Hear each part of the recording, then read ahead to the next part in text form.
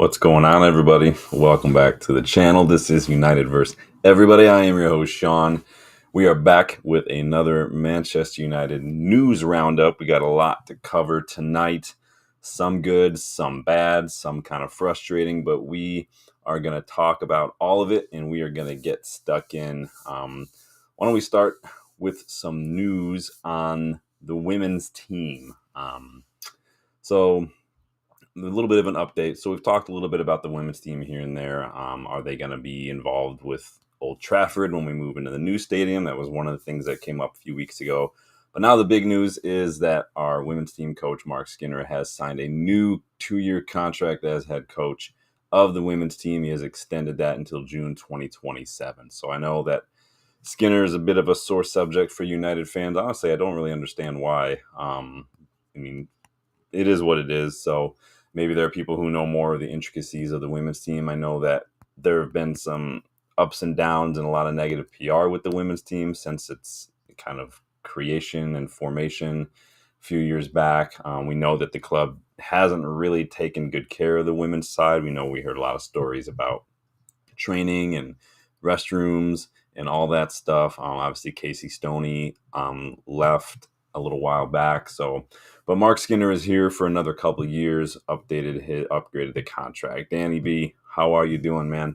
Good to see you, my friend. Hope you guys are having a good day. Hope everyone's enjoying their Thursday. How about that Chelsea Spurs match? I didn't even watch. It went to like 12 minutes of stoppage. I don't even know what the score was. I completely forgot to check. I turned it off. I had to run and do some stuff. Finished 1-0 Chelsea. So, the boomerang Bielsa struggles again. You won't hear about it in the media, though. I guarantee you that, because they play in London and not Manchester, and they don't wear red. So, in any case, Mark Skinner signed a new deal. That is the big news to start the day. Please hit that like button on your way in for me. Please subscribe to the channel. RSV, good to see you again, my friend. Beautiful day we're having here in Michigan, huh? It got a little cloudy, but pretty balmy day. I've been helping my wife paint and whatnot today, so spring cleaning, going to spring clean. But good to see you. He says Ange will get sacked soon at Spurs. Spurs are, I would say they look like the new United Light, like Timu version of United, with the way they're struggling and going through managers and blowing through money. But you have to win trophies too, and we've actually won trophies. In our worst period, we're still better than Arsenal and Spurs. So, but big up RSV. Good to see you again. Let's move on to a bit of I want to get the frustrating shit out of the way, because I'm really, I guess I'm not really annoyed. I'm not as annoyed as I was after the Forest game, but some of his stuff's frustrating. So I don't know if you've seen it, but there was a clip going around, and it was shared on Rick Stroud. The guy's name is a Tampa-based journalist, Rick Stroud. He stopped and interviewed Joel Glazer outside of in Florida, and was asking about Raymond James Stadium, which is where the Tampa Bay Buccaneers, an NFL team that is owned by the Glazers and has been owned by them for like 20 years, it's where they play. So apparently the Glazers are currently planning a major renovation of the stadium. A lot of money involved. So obviously, a lot of that is going to come in through revenue and things like that. But the Glazers have already put in a lot of money. But a lot of people are wondering where the money comes from for things like that. A lot of it does come from just organic, revenue streams. But at the same time, for me, it's not about where the money comes from. It's the focus of this is why I don't like split, attention financially, energy, whatever, when it comes to sports ownership. I don't like that Sir Jim owns Ineos. Owns Nice. I don't like that the Glazers are split. Obviously, we don't like the Glazers for a lot of reasons. But so speaking to this journalist, Joe Glazer spoke for like 2 minutes in this clip regarding what's going on. He said, it's something you're always looking at because the fan experience is so important in the NFL, in all sports. So we're constantly looking at the stadium, constantly looking at how we can improve it. We did stuff about 6 years ago, but now it's 6 years later, and there's been a lot of new stadiums built, a lot of different renovations done. The more I read this, I just get pissed off. So we're currently looking at all those types of things and evaluating it. There will be a time and a place, but we will always want to improve the stadium and keep it up to the highest standards. What an absolute fucking tool this guy is. Oh, we did stuff about 6 years ago, but now it's 6 years later, and there's been a lot of other stuff. So we want to always be on top of it. Dude, fuck off. You haven't touched Old Trafford at all besides a new pitch about 13 years ago.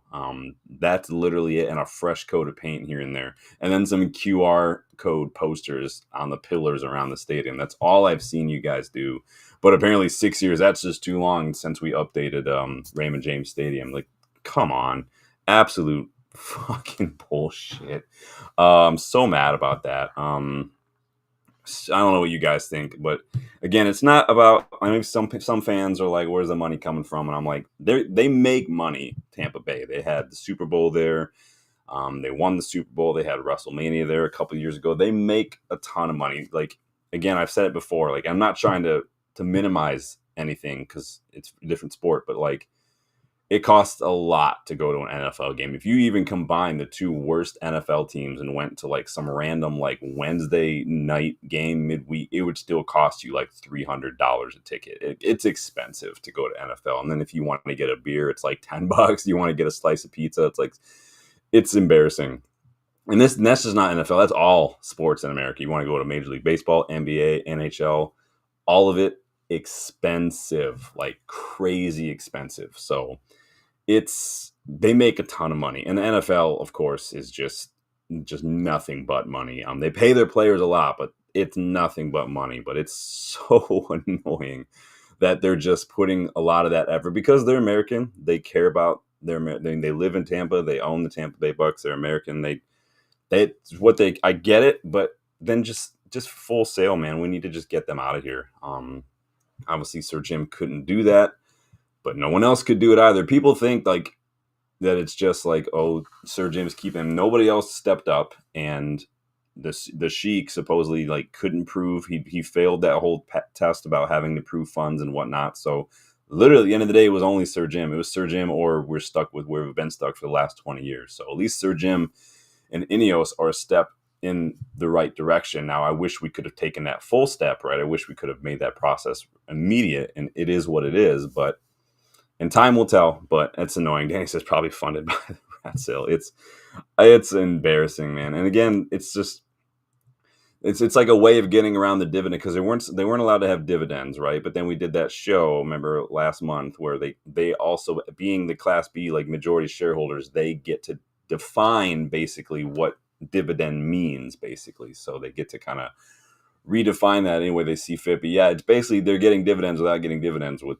the sale of the club. But it's fucking, and Danny B says it best, they are scum. And I just thought it was an absolute joke of a thing to say. It's basically just a slap in the face to all United supporters since they took over from their father and have never once shown any inkling, unless there was an opportunity for a photo op with a trophy. We've never seen them at this club ever. Remember that famous clip where Avram went to like some NFL training, some college training camp or something, and was talking about Cristiano Ronaldo and was like, oh yeah, I remember when we signed him when he was like 16. Like, he was fucking 18, you absolute bell end. Like, come on. Fucking idiots. Then he says, I don't believe that fake news on Qatar not being able to prove funds. Again, all we can report on is what some of the major outlets have said. They're not here anymore. And again, let's say, Danny, let's say that that's not true, that whole not being able, the Qatari bid still didn't buy the club. People say, like, if Sir Jim cared, he would buy the club. Well, if the Qatari person, allegedly, if he's a real person, if he would have cared, he would have done so as well. It's just, and that's when people's arguments start to break down. Like, people want to say, like, if Sir Jim cared, he would pay more. Well, nobody else did either. So I don't know what people are going to get mad about. You can point that same finger at the Qatari bid. So it's interesting. The Qatari thing, not to spoil something that's going to come later on down the line, but the Qatari thing the last year has not been the only time the Qatari thing has been a thing for United. So we'll cover that in a future video, but it's anyone's guess. But yeah, I just thought that was interesting. I thought it was frustrating to hear Joe Glazer say that, like, oh, it's been 6 years. It's been 20 years, you absolute fucking tool. And you've not done anything to Old Trafford. Like, get out of my club. I can't stand you. Oh, I hope you slip and fall in the shower and smash your shin on the faucet. I hope you get a paper cut right here, right in the middle of your freaking fingers is what I hope. But anyway, that's frustrating. I need to wash the taste of that out of my mouth. How about a question from a boot? That always helps. I mean, it doesn't smell nice. You guys want to do a question from a boot? I'm shaking it like a shake weight here. Let me grab one of these. All right, what we got here? This looks like a long one. Well, it's a pretty deep one, but we'll go in. So the question from the boot is, under Ruben Amorim, how long are you willing to wait for this rebuild to bear fruit? Is it the question is basically trust the process versus winning trophies and challenging. Is it going to be like an Arsenal thing where it's going to take 4 or 5 years? Are you guys okay with that, or do you want to see something sooner than that? You guys let me know. So under Ruben Amorim, how long are you willing to wait for this rebuild to start to bear fruit? Trust the process versus challenging and winning trophies. Because Ten Hag got to 3 finals, 2 trophies. Amorim is struggling. So you guys let me know. I'm going to put this in the chat here. Hold on 1 second for me. And then I will go from there. Well, I got to add up here. What is going on here?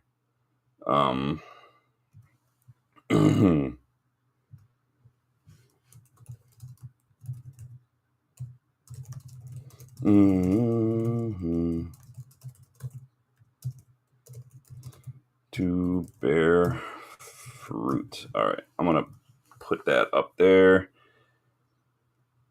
And you guys go for it. I think that's how that works. I'm not really quite sure. Danny says, give him till the end season, but he needs proper backing to the next 2 transfers. Yeah, he is going to need backing.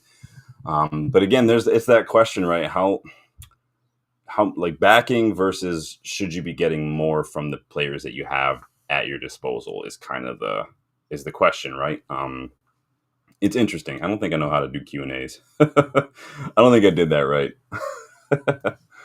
I'm still not very good at this YouTube thing.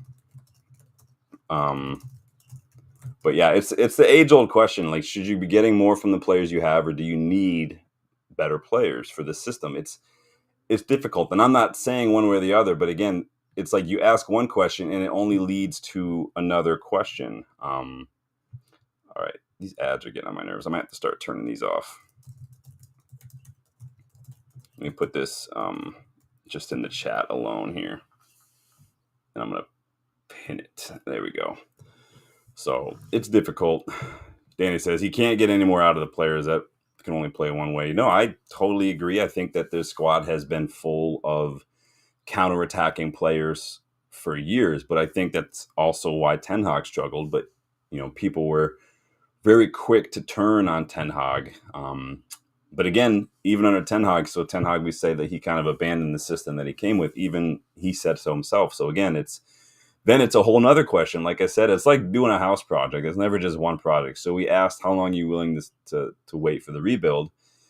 Okay, well, should he get more? Should he not? Okay, should he switch to suit the system that the players that he has, or should he just stick with his principles and probably suffer? I mean, he said that he'll do that. It seems like every question only leads to more questions and more questions. It's crazy, man.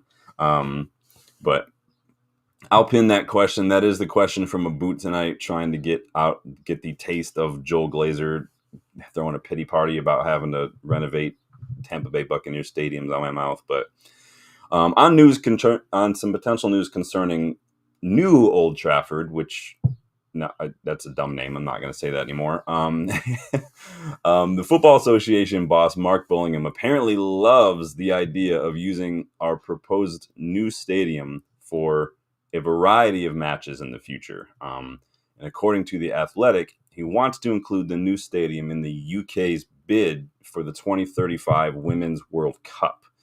So we know that the plan for the new stadium is to host a plethora of events, right? Concerts, different sporting events, World Cups, Champions League finals, all this kind of stuff. That's the plan. But now it sounds like the women's team and the women's game and the women's side of the FA want to get in on that. I don't think any other country has put in a bid for the 2035 Women's World Cup. I mean, it's 10 years away, but they do creep up on you. But could be interesting. I mean, I think we need to do more women's and academy games at Old Trafford. I think that it just makes sense to use our space to get our revenue, to get our local stuff involved, and stop having to ship people over to Lee Sports Village or wherever it is. I think that makes too much sense. Danny says we shall call it the Turek Stadium for now. Nice. Jay says, hey, Jay, how you doing? He says, let's be honest, the rebuild should have happened a long time ago. The fact that it's been a drag is preposterous. Yeah, I mean, that's not an Amorim thing. That's not an Ineos thing. It's not a Ten Hag thing. That's a Glazers thing. And again, I've said it time and time again, and the refrain doesn't change. The people who have made the most important decisions at this football club for the better part of 2 decades, and really going on, 15 years now since David Gill and Sir Alex retired, the people who have made the biggest decisions have been the most incompetent, inept, just black and unknowledgeable people in that regard. Ed Woodward, the Glazers, Murtaugh, Arnold, these guys all have no idea what they're doing.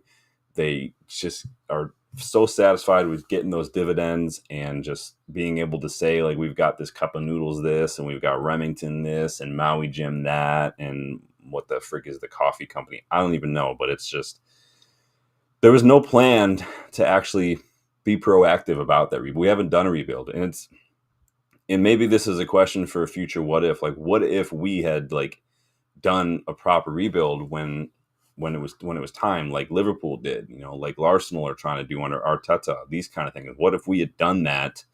What if we had a plan? What if we had a proper footballing structure? There's a lot of what ifs in this club, and it'll make you sick to your stomach to kind of go down those bunny trails a little bit and try to think about it. But at the same time, it's just, again, there's always more questions than answers when it comes to Manchester United Football Club. Sorry. Yes, I am going to say football club, even though it's not in the crest. But, let's move on to some other news, shall we? Because we're having fun. Please hit that like button for me if you haven't yet. Bit of an injury update, and this concerns a youngster who's out on loan. So Rotherham United manager Steve Evans has given an update on Dan Gore, who has joined them on loan. He expects Gore to return to first-team action within the next couple weeks as he finishes his rehab. Evans said he's running on the anti-gravity treadmill, Dan, and he's on grass next week. So apparently our medical team wanted to give him a full week on the grass before he returns to full action. I would not trust anything that my medical team said, honestly. if I sneeze and the medical team offered me a Kleenex, I would ask for a second opinion. That's how much I trust our medical staff at United.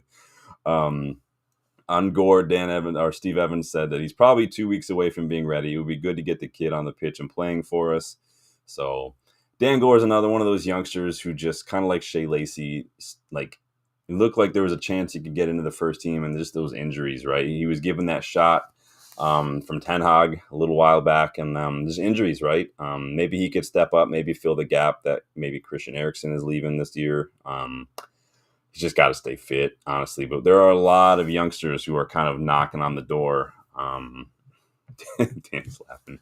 I mean, am I wrong, though? Is anyone not agreeing on that? But on the youngsters, the big news today was that Amir Ibrahimov has signed his first professional contract with Manchester United. Here's the kid in all his I don't want to smile because I'm a teenager glory, signing that fake contract with all the gibberish on it.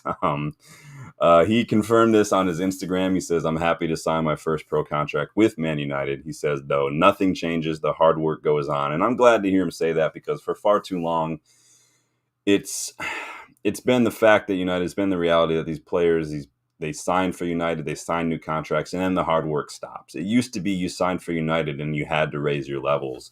And it just hasn't been like that for so long. Who was I watching? I think it was last week. Oh, I can't remember who it was. They were talking about going to Real Madrid, and you get in there and you look around and you see the kind of teammates you have and the kind of level you've got to reach to, and you realize, okay, I've got to find a new level. I've got to find a couple new levels now, because I've got Zidane around me. I've got all these guys around me. I need to step up or I'm not going to make it here. And that used to be the way it was at United. And not only that, we used to have players in that dressing room who would let you know that that's the way it was. If you came to United, if Rashford, can you imagine what would happen if Rashford had signed that new contract 2 years ago and then had the seasons that he's had, and like Roy Keane was still captain at this football club? Like, he would literally drag him out by the scruff of his neck and make him clean the bathrooms or something until he's shaped up. Like, that's just, the standards have dropped. We've got no leaders like that. It's been, I think player power is starting to dwindle down, but I think it's just these players just, maybe it's just they don't care that as much about the football. Maybe they're focusing too much on life outside of football. I'm not saying partying. I'm saying like brand, if that makes sense. Clothing, logos. I mean, Jadon Sancho's got his own logo. I mean, it's just stuff like that. I don't know. Your job is to play football. I don't know. Maybe I'm old. I have no idea. But good news that we got the youngsters. So we also saw those rumors that last week that a few other youngsters were in line for some contract talks coming up. Guys like Kukonki and stuff like that. So there's a chance we could see some similar announcements sometime soon. But good news. I know everyone likes Ibrahimov. I know we've talked about him a couple of times. Obviously, we watched a couple of the youngsters in some watch-alongs and whatnot. So Ibrahimov is always one who's dazzled, in my opinion. He's been used as a sub more recently, and obviously he came on as a sub, and we lost. We got knocked out of the FA Cup last week, but it is what it is. Good news. The future looks bright. But that's a youngster on loan and academy youngster signing his first contract. How about a potential transfer regarding some youngsters? So this is coming from a pretty good source, pretty popular source. So this is at Scouts Attending on Twitter. So the name is weird, but it's all good. But they are a well-known outlet for just keeping tabs on whose club scouts are keeping tabs on in terms of youngsters and whatnot. So they're pretty good for keeping an eye on for tabs for scouts. But the source reports that United had a scout present for the under-17 AFCON match between Morocco and Zambia. And so that's good news. At Scouts Attending also says apparently Christopher Vivell is very well known, very well versed in young, like Malian, Zambian talent as well. The Scouts Attending reminds us that Vivell had a big hand in signing Patson Daka and Enoch Mwepu when he was at RB Salzburg. Remember, Patson Daka was another one that came through, obviously went to Leicester.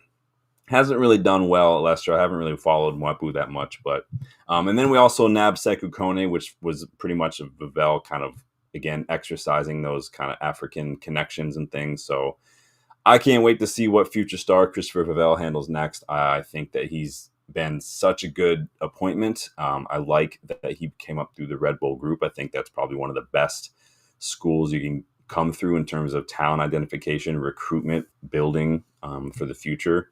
So hopefully we'll get some news on maybe who our scout was watching, but I do like that. So no names were really mentioned or anything, but it just, look at some of the under 17s from Morocco and Zambia and see what you can find. But let's move on to some transfer news, yo. How's everybody doing? I'm gonna get some water because it's allergy season and my throat is itchy.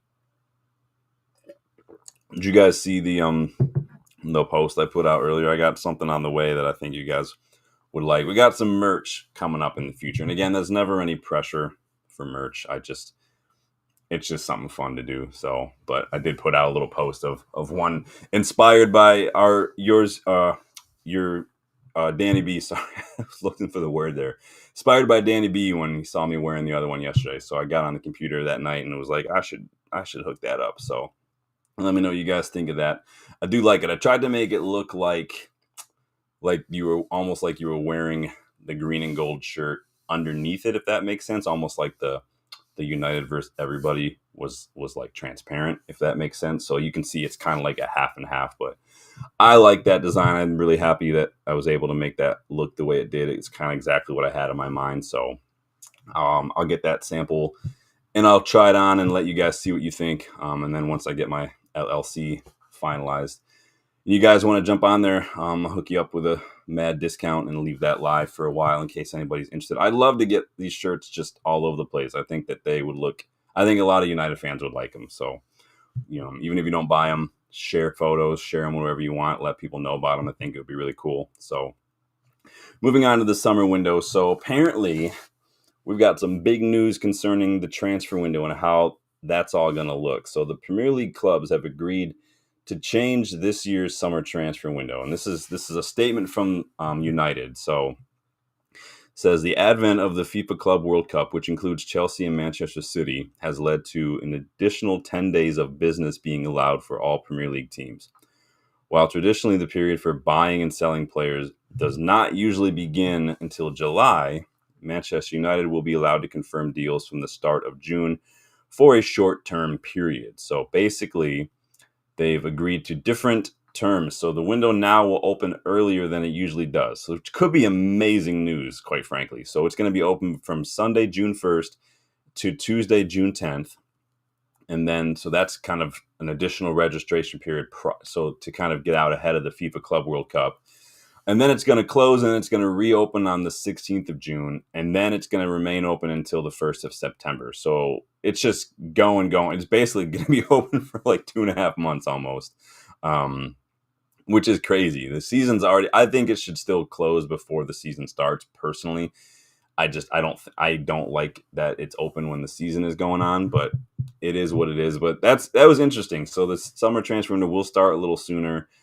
That just means I'd love us to get our business done early. I don't know how. I think that from what we saw last time, based on PSR stuff and how we had to wait to sign to do certain things until we sold players, I think that this could be good or bad for us in terms of just getting business done. But hopefully we're just, with guys like Wilcox, Vavell, Barada, all these guys, hopefully doing their work behind the scenes. Hopefully we've got a list of targets. Hopefully we've already started to make those deals, kind of plant those seeds, and hopefully we can get it done early. I would love to see something announced before the end of the season, honestly. I think, yes, you can call it spin, you can call it PR, but at the same time, at the end of the day, it means we're signing players and we're getting business done. So it doesn't really matter to me when that happens. But in any case, perhaps one of those early businesses that we could get done, early transfers, could be a striker. So Bild, this is a German outlet, Bild, they are reporting that Arsenal and Liverpool are in among Manchester United for Hugo Ekitike. Again, we've talked about Ekitike so much again, but more and more outlets are just reiterating this. But now he's going to cost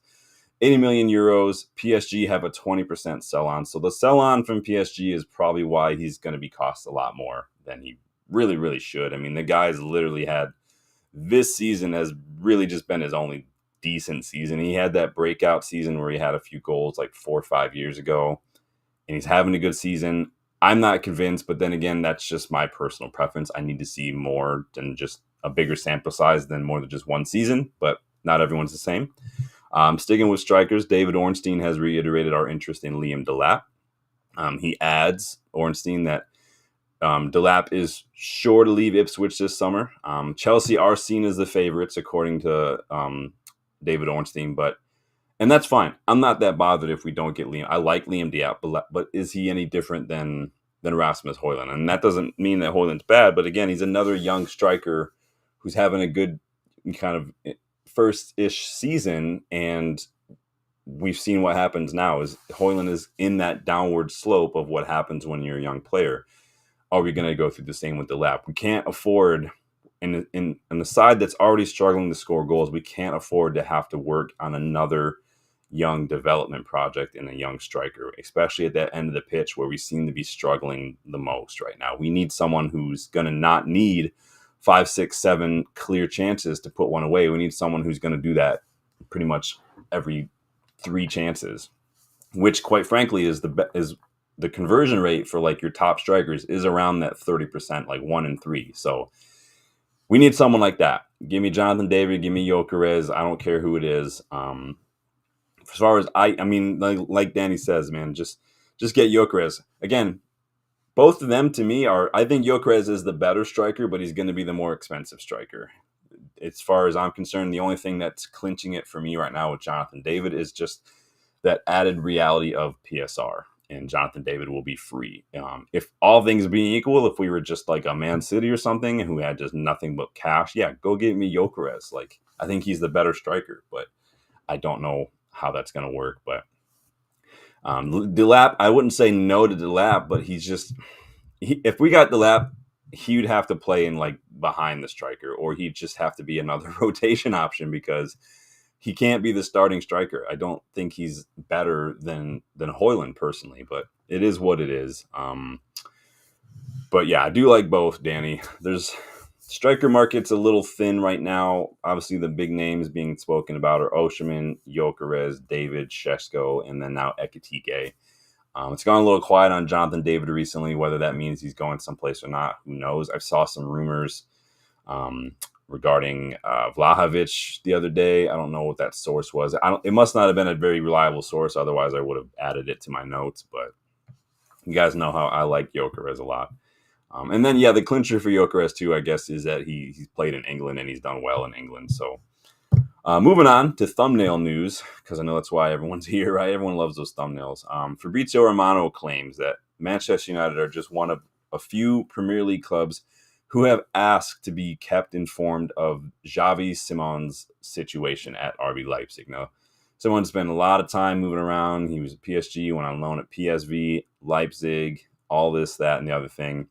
Reportedly, it is his dream to play for Barcelona, but he does have concrete options in the Premier League, clubs who do want to bring him. I think Simons is excellent addition. I think he suits the position that we're looking to strengthen, one of those number 10 roles. I've loved this kid since he was at PSV. I thought we could definitely have a leg up when Ruud was here if we would have done something, if Ruud were still here as an assistant, but because he's worked with him before. But the kid is an absolute world beater. He can play wide if he needs to. I'm not, maybe not as a wing back, but if we were still playing under Ten Hag, for instance, Simons could play as a 10 or one of the wings. My only hesitancy here is going to be the price, because Xavi Simons is going to cost a lot of money. He's in demand. He's like, it's going to cost a lot of money. I mean, you could get Sfir Nipan, Rayan Cherki, and Arden Yashari for less in transfer fees than one Xavi Simons, for instance. And to me, that's just better business all around, personally. You guys, maybe I need to recalibrate the way I look at transfers, because I'm not like a lot of fans in the sense that I just want to look at the players and I don't care about the price. And it's not even that I care about the price. It's that I know that United is in a situation right now financially where we do have to care about the price. And so I kind of filter my transfer stuff through that. And so when I look at Xavi Simons, who's going to cost probably 70, 80 mil, you can get 3 players for that who are excellent players, a mixture of good first team ready, clasp experience, and then Nippon, the youngster. Like, I just can't. The math ain't mathing when you look at one player versus 3. So it is what it is. Danny says we're not buying. Yeah, I know we're probably not, but apparently Romano claims we are just one of a few clubs in the Premier League who have asked about Simons' situation and want to be kept informed. So never say never, but I mean, it's like the Cherki thing. Same exact thing we said about Cherki. Yeah, was that yesterday with United reportedly now asked to be kept informed. I would take Cherki over Simons simply because of the cost. It is what it is. Cherki's having a tremendous season, so and it would be nice to be able to steal him from Liverpool, because we know they've been heavily linked, and then watch all these Scousers go through the stages of cognitive dissonance and try to deny it. That we rejected him. Like, okay, guys, cool. But yeah, let me know your thoughts on Xavi Simons, what you think about that. One last little bit on strikers. Not really transfer news in terms of who we might be getting, but it does concern a striker that we've been linked with. So again, this is coming from David Ornstein. He reports that there seems to be a consensus among Premier League clubs that Victor Osimhen's most likely destination this summer will be the Saudi League. Again, I'm not bothered.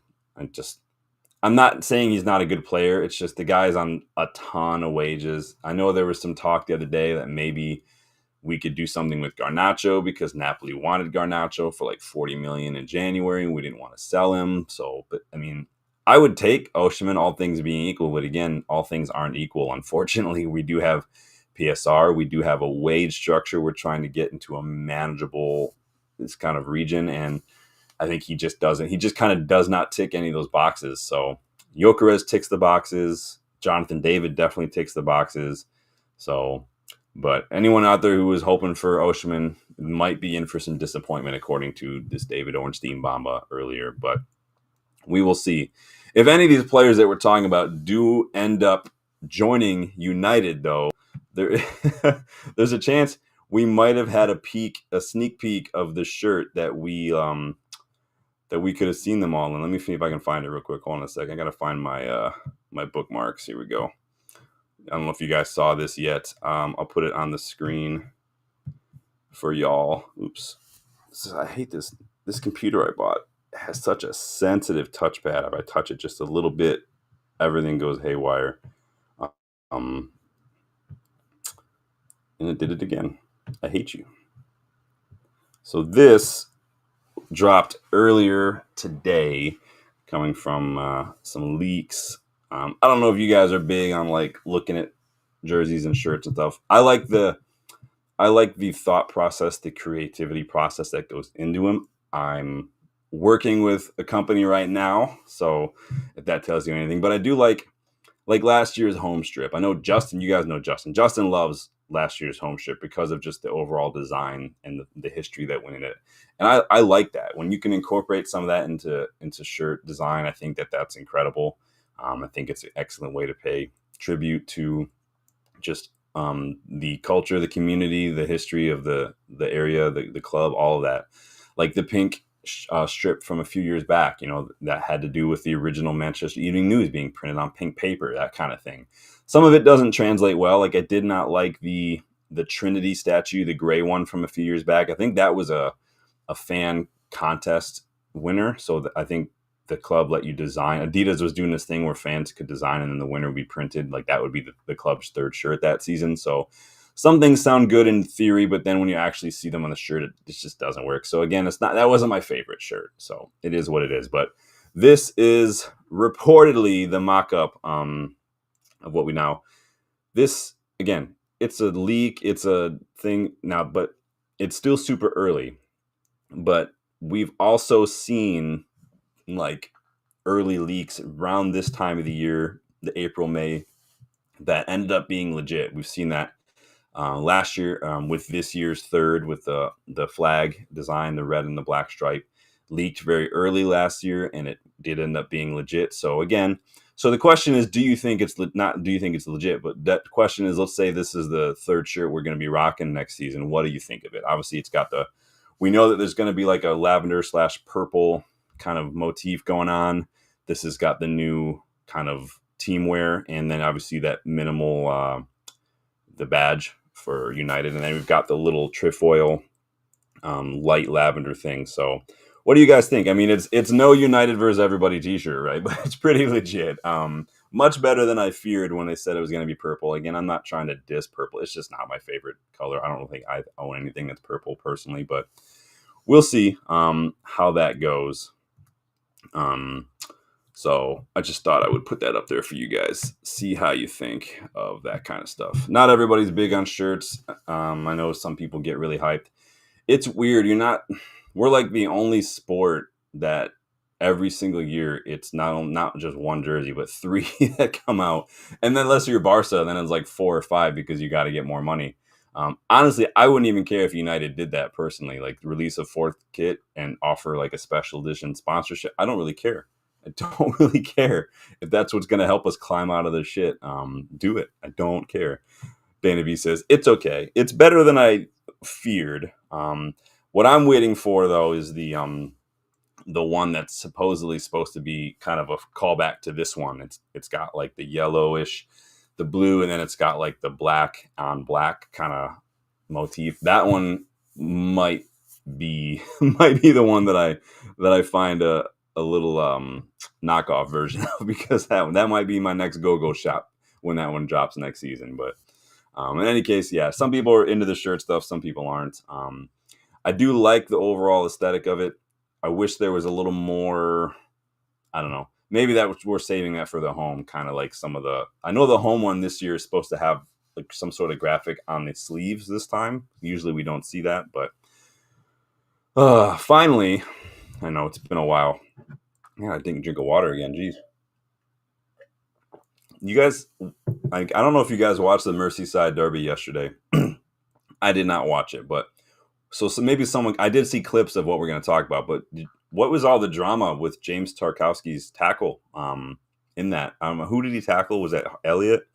Or was it Endo? I don't remember who he tackled, but so I didn't watch the game because fuck Liverpool, but I've seen clips of the tackle in question, and I mean, maybe I'm just like old in terms of like I didn't even think that Dorgu's was a red card challenge against Ipswich, but I didn't even think James Tarkowski's was. I definitely didn't think it was a yellow. I didn't even think it was a foul, personally. I mean, he slides in, he wins the ball. Like 20 years ago, you'd hear nothing about this after the fact. 20 years ago, if that were Keane or Stam or Vidic 15 years ago, everybody would be cheering and we'd be like calling him the best. It would be one of the best tackles we've seen all season. But now, because some poor Liverpool player got hurt on it, like, and he's fine. He's fine. He's not injured. Like, everyone's freaking whipping out the Kleenex and wiping everyone's butt for him. Like, and now the PGMOL are even coming out and saying, "Oh, he should have been a red." Game's gone. If this guy, if you're gonna get carded and people are trying to say it's a red when you win the ball and you're gonna get sent in, like, come on, the game's gone. Like, they want to sit here and they want to force these players to go through an extra, like, half a dozen games. We want to extend the World Cup. We want to extend Champions League, Europa League. They want to put them through all that, but then they and say, like, "Oh, we're protecting the players." Like, it's freaking annoying, man. I'm so like, Danny says, "I like the black, green, gold." The T-shirt, yeah. I thought you would like that, man. That was your inspiration, man. That one should be here next week. I'll have a sample of that one, like I had a sample of that red one. The store is almost ready to go. I've got T-shirts, I've got white letters, I got the black letters, and then I've got the green and gold letters. But you can get those in hoodies, you can get those in women's shirts, you can get those long sleeve as well, and you can obviously pick different colors of shirts as well. And then I'll have a discount code when that goes live, so y'all don't have to worry about that. But Jay says it was on McAllister. Is that who it was? I couldn't tell who it was from the clip that I saw. I just kind of watched it a couple times, and mostly because I had to make sure he got the ball, and he absolutely got the ball. Like, it's ridiculous, man. Jay says they're talking about the force of how it happened, but he was clearly going for the ball, not the player. I never understood this whole force thing. It's because it's like saying, like, you're not allowed to kick a ball hard because there's force. If you don't kick the ball hard, it's not going to have any power. It's not going to have any kind of technique behind it. You have to, in order for him to make that challenge, he has to slide and he has to be going in full speed. So it's either don't even try at all or you have to do that. And if you're going to do it, you have to make sure you win the ball. And if you win the ball, it's not a foul. I don't care about the follow through if you win the ball. Again, like I said, 15, 20 years ago, if that had been Vidic, if that had been Yapstam, anybody, we'd be freaking off our seats cheering. People would be going hard on because they would say it was the best. It was a tackle of the season. But because nowadays the game has just gone too soft. Like, it's Liverpool, and it's a Merseyside derby. It's just and David Moyes, like, God love him, he doesn't help himself by saying, like, David Moyes has never had tact. Like, like, talking about after the game, like, "Oh, we were lucky not to see." Like, no, it was a clean challenge. Yes, it was forceful, but that's called a tackle. It's called a challenge. If it were gentle, they wouldn't call it a tackle or a challenge. They'd call it a hug or a tickle or something. Like, it's ridiculous how soft we're making the game. And, like, they can't sit here and try to say they're protecting players on one hand and then add like 10 games to the season on the other hand. And, like, it doesn't make sense. One is for money and one is, like, it's just annoying, man. And the PGMOL can do one saying it should have been a red. And again, I might be cranky, just a cranky old dude, but if that were against my team, if that had been Everton versus United and Tarkowski had done the same thing to one of my players, I would be worried about my player. But if he got the ball clean, he got the ball clean. There's nothing you can do. It's 50-50. Someone's going to win, someone's going to lose. And Tarkowski won. To me, that was a perfect tackle. There's nothing there. It is what it is. Jay says, not the first time McAllister has thrown himself in situations he knows he's not most likely favored to win. Yeah, Liverpool have spent so much on players that all their fans now are saying are not good enough. And they literally just bought these players in the last 2 or 3 years alone. Guys like Jota, guys like Diaz, guys like Darwin Nunez, McAllister, Endo. They've never even wanted Endo, but you guys bought him in that same summer. You bought 4 midfielders. You've got Gakpo that no one talks about anymore. I mean, Jobazlai, who's so hit or miss. You spent a lot of money. You brought a lot of players. And on top of that, you look set to lose potentially 3 of the best players in your side.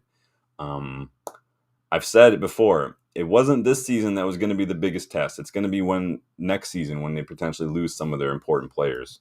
So we'll see. They did it right where they able to squeeze a little bit more. It's kind of like the what if video. They replaced Jurgen Klopp with a guy who can get a little bit more, just one more season out of some of these players, the same way I thought we should have done with Jose Mourinho when Fergie retired. I did that video, if you guys remember. So go check that out if you haven't yet.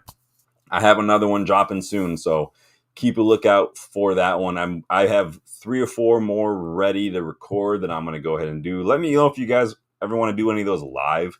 I thought about going to do one live, but I thought maybe it would be better just to do it and let you guys watch it. Kind of like watching a movie and not having to pause it all the time. And that's not me being like annoyed by doing anything in live chat, but I think everybody would just kind of like to see it kind of flow for a bit instead of kind of stop and go. But maybe we can do an interactive what if and go from there someday. But I just, there's so much drama about this tackle, and I'm like, this Liverpool fans, man. And it's like, I have to make sure I don't use the phrase that you're not allowed to use. And it's not even that I'm going to use it in the way that people use it. It's just one of those things, whether it's Salah or Virgil van Dijk's ACL a couple years back, and now this, it's just Liverpool fans, man. They're just so dramatic, and they're so annoyed by it. But in any case, that is going to be it for me tonight, you guys. Keep a lookout for some fun stuff dropping on the channel soon. Keep a lookout for some more of those what ifs. Please hit that like button for me if you haven't yet. Please subscribe to the channel if you are new as well. Thank you for getting involved with the question from a boot. If you weren't able to catch the live, leave your comment in on how long are you going to be willing to wait for this rebuild before you want to start seeing us challenge and top 4 and maybe even get more silverware. Rebuilds usually aren't an overnight process, so the question is, how long are you willing to wait? 1 year, 2 years? If it is a true rebuild and it is a true process, it might not happen right away. You might get lucky with the domestic cup here and there, maybe this year with the Europa. If we get a Europa League this year, I think that we're well ahead of schedule in terms of the rebuild. And maybe that's the example of Ruben Amorim getting something from the squad. We've seen that this squad is much better in Europe, and that's because in the Premier League, everybody's physical. In Europe, it's usually only a couple sides that coming from certain leagues that are physical. So in any case, let me know your thoughts. Thank you guys for stopping by, as always. Go check out the post I did earlier on that new shirt. Let me know your thoughts. Let me know your feedback. Anything else you'd like to see.